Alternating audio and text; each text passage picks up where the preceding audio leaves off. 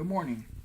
My topic is going to be about console games. I'll be talking about three topics or 3 points of the ethically um, about console games. One of them is going to be about count share. It could be used as good or bad deed. Why a player uses cheats, and also I'm going to talk about a little briefly about game addiction.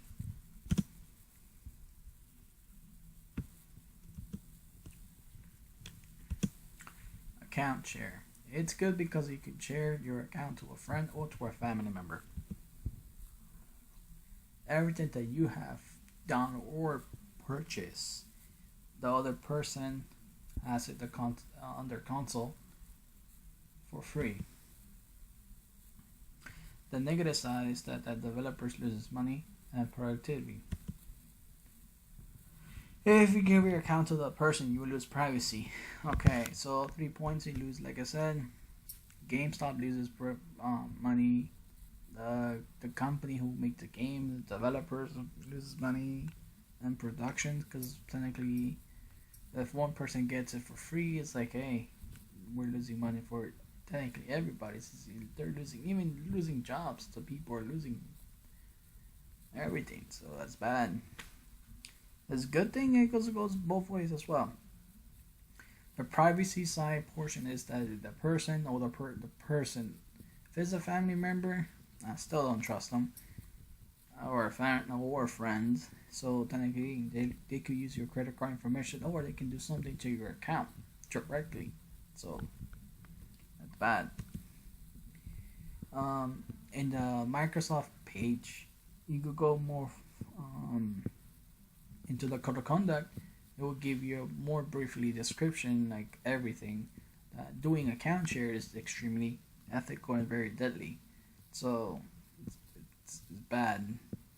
It's like I don't know why Microsoft done anything. So hopefully the next console, they're gonna do something about this, so they don't do it like this never again. So let's see what happens. Ask yourself, why do I need to use cheats in a game? Is cheating fair? How can you stop cheating? Why developers put cheats on the game? What are the developers say about these cheats? For question one, why players cheat? They cheat for a couple of reasons. One is that they want to beat the game faster. Secondly, if the playing the game requires to get better loot, need game currency, so you say gain cheats to gain currency to get better items in the game.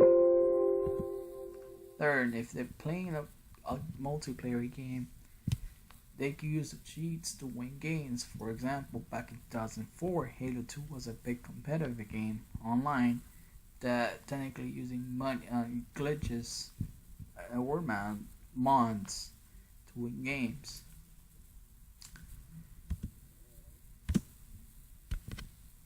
Is cheating fair? Like I said, both ways, good and bad. The good part is using cheats to gain money, weapons, and have fun inside the game. For example, in GTA 5 or other game. The bad is the last point in the previous slide is using cheats to win games or gaining levels quickly. Another thing back in the day also, they were using cheats as a business purpose. People used to create back in the day fake accounts, especially for Halo games. They were technically famous about is people were creating fake accounts. They had mods on their console, and technically they would level them up for money. So back then, I used to have a friend who used to do this. They tell them to give them $25, and they'll get you to your account to, let's say, to level 30 in 10 games. That was possible because back in the day, the ranking system in that game was stupid broken, so it was possible. How can you stop cheating? It's very hard because people find other ways to continue cheating. One way is to capture them using cheats, hack, or mods, like I said in a movie clip, and get their information like the gamer tag and send it to the Microsoft team or whatever console you're using.